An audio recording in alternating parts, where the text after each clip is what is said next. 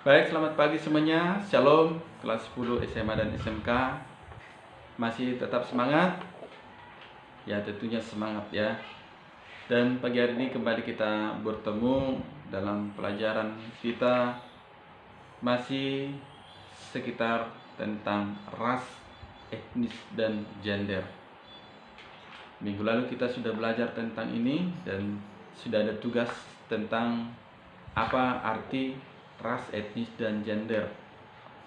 Dan ada beberapa yang sudah mengirimkan tugasnya, tapi masih banyak yang belum. Nah, pagi hari ini kita akan belajar pemahaman Alkitab tentang ras, etnis, dan gender.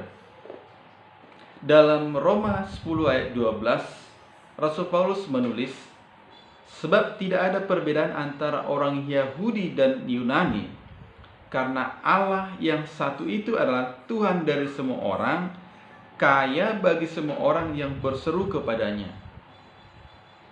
Bagi Allah tidak ada perbedaan antara orang Yahudi dan orang Yunani.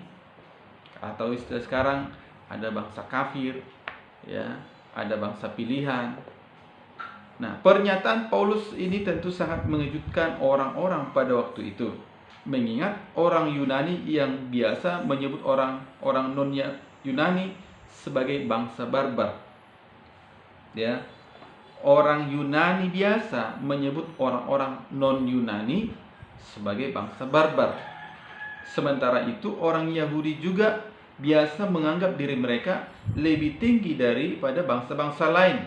Kenapa? Karena mereka selalu merasa mereka adalah umat pilihan Allah, sementara yang lainnya tidak.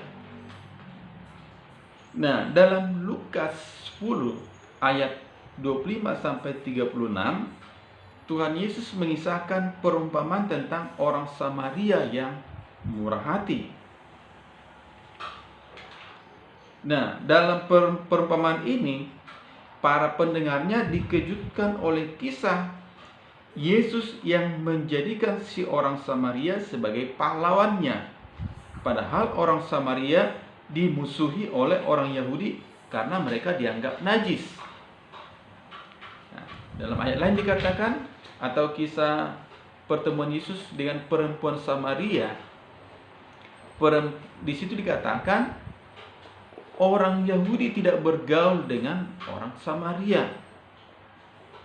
Nah, mengapa Paulus dan Tuhan Yesus memberikan pengajaran yang demikian? Bila kita membaca kembali kisah penciptaan manusia, maka harus diakui bahwa kita semua adalah satu keluarga yang berasal dari satu nenek moyang, yaitu Adam dan Hawa. Meskipun sekarang kita sudah terbagi-bagi dalam berbagai kelompok ras, suku, dan etnis, pada dasarnya kita masih bertalian keluarga dengan semua orang. Karena itulah yang diajarkan untuk saling mengasihi, membela, dan peduli pada sesama kita. Hal ini ditegaskan dalam Keluaran 22 ayat 21 yang mengatakan, "Janganlah kau tindas atau kau tekan seorang asing, sebab kamu pun dahulu adalah orang asing di tanah Mesir." Nah, sehubungan dengan keadilan gender, Alkitab pun mengajarkan kepada kita bahwa laki-laki dan perempuan sama kedudukannya di mata Allah. Kisah penciptaan dalam Kejadian 2 ayat 18 mengatakan, Tuhan Allah berfirman, "Tidak baik kalau manusia itu seorang diri saja. Aku akan menjadikan penolong baginya yang sepadan dengan dia." Kita sudah belajar di awal-awal pelajaran kita arti kata sepadan, nanti dibuka bukunya. Nah, dalam kisah ini digambarkan bagaimana Allah memutuskan untuk menciptakan Hawa. Allah melihat bahwa Adam tidak berbahagia hidup sendirian. Binatang yang Tuhan ciptakan pun tidak membuatnya bahagia. Kenapa? Ketika dalam kitab Kejadian itu dikatakan binatang-binatang datang berpasang-pasangan kepada Adam untuk diberi nama oleh Adam. Adam melihat bagaimana ya binatang-binatang itu berpasang-pasangan. Sementara dia hanya sendirian. Itu membuat dia tidak berbahagia. Ia membutuhkan penolong yang sepadan dengan dia. Sepadan berarti setara.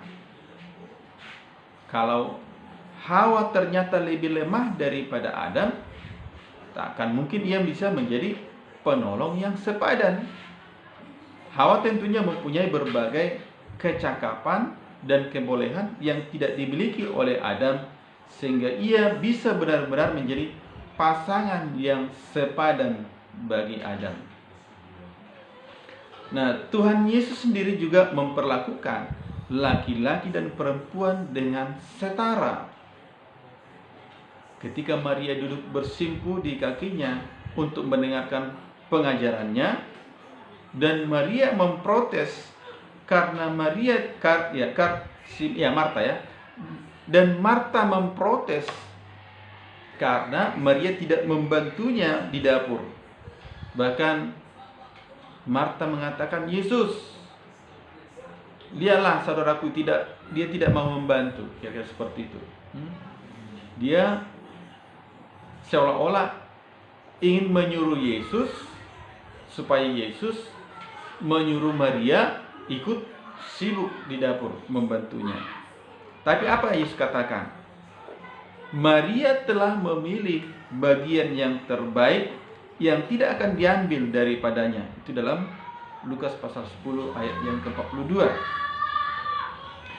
Yesus tidak melarang perempuan untuk mendengar dan belajar tentang firman Tuhan, walaupun itu adalah sesuatu hal yang sangat ditabukan bagi perempuan pada masa itu. Dalam Yohanes 8 ayat 1-11, orang-orang Yahudi membawa seorang perempuan yang kedapatan berzina kepada Yesus. Dalam budaya orang Yahudi, jika seorang perempuan berzina, ia harus dilempari dengan batu sampai mati. Tapi apa yang Yesus lakukan? Sampai beberapa kali orang-orang itu berkata kepada Yesus, Yesus, perempuan ini kedapatan berbuat zina. Apa tindakanmu? Nanti anak-anak boleh baca dalam Yohanes pasal 8 ayat 1-11 itu. Di situ Yesus tidak berbicara, tapi dia ke tanah, menulis di tanah. Memang nggak dijelaskan apa yang ditulis. Orang-orang Yahudi itu kembali lagi bertanya, apa tindakanmu Yesus? Kedua kali Yesus pun menulis-nulis di tanah. Dan akhirnya Yesus mengatakan, siapa yang tidak berdosa di antara kamu, hendaklah dia yang pertama melemparkan batu kepada perempuan itu.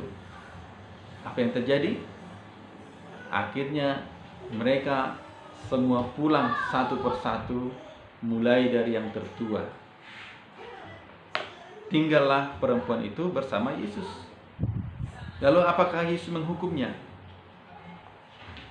Tidak. Yesus pun tidak menghukum. Tadi apakah Yesus katakan? Pulanglah dan jangan lakukan lagi. Ya. Nah, jadi kenapa Yesus tidak berbuat sesuatu apapun? Karena ketika orang Yahudi itu membawa perempuan itu, di situ ada ketidakadilan di situ. Ya. Kalau perempuan itu dihukum, itu tidak adil. Kenapa? Alkitab mengatakan dalam Imamat ya. Imamat pasal yang ke-20 ayat 10. Kitab Imamat pasal 20 ayat 10. Demikian, bila seorang laki-laki berzina dengan istri orang lain, yakni berzina dengan istri sesamanya manusia, pastilah keduanya dihukum mati, baik laki-laki maupun perempuan yang berzina itu. Sekali lagi dikatakan, pastilah keduanya dihukum mati, baik laki-laki maupun perempuan yang berzina itu. Sementara yang dibawa orang-orang Yahudi tadi itu hanya perempuan itu. Di mana laki-lakinya? Ini hukuman yang tidak adil. Dan ini termasuk kepada diskriminasi gender tadi itu. Nah, sayangnya diskriminasi gender masih terus berlangsung, bahkan juga di kalangan gereja masa kini. Masih ada perempuan yang tidak bisa menjadi pemimpin di gereja, entah sebagai penatua, diaken, ataupun pendeta. Padahal kemampuan mereka tidak kurang dibandingkan dengan laki-laki.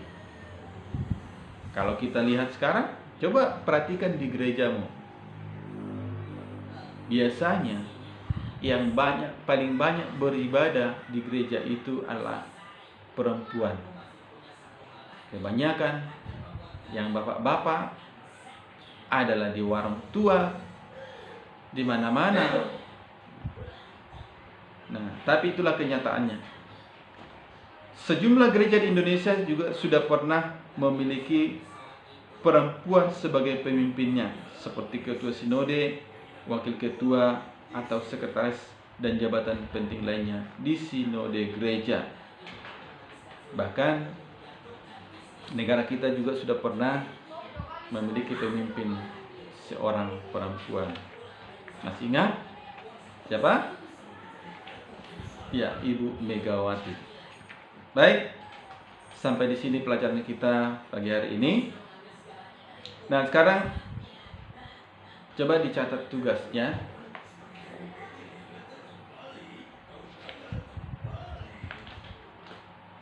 Nah, yang pertama,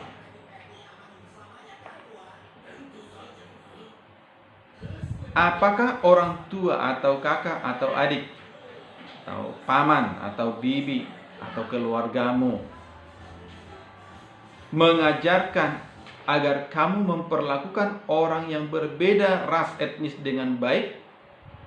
Ataukah ada yang melarang kamu bergaul atau bahkan menikah dengan orang dari ras atau etnis lain? Bila demikian, apa alasannya? Yang kedua, pernahkah orang tuamu mengajarkan laki-laki nggak boleh menangis, atau perempuan tidak usah belajar tinggi-tinggi, nanti kan ke dapur juga akhirnya? Kalau ya, kira-kira apa penyebabnya? Dan kalau kamu pernah mendengar hal ini, kira-kira bagaimana kamu bisa mengubah pemikiran seperti ini? Bagaimana cara kamu mengubah atau menghilangkan pemikiran yang seperti tadi itu? Laki-laki nggak boleh menangis, perempuan nggak perlu belajar tinggi-tinggi.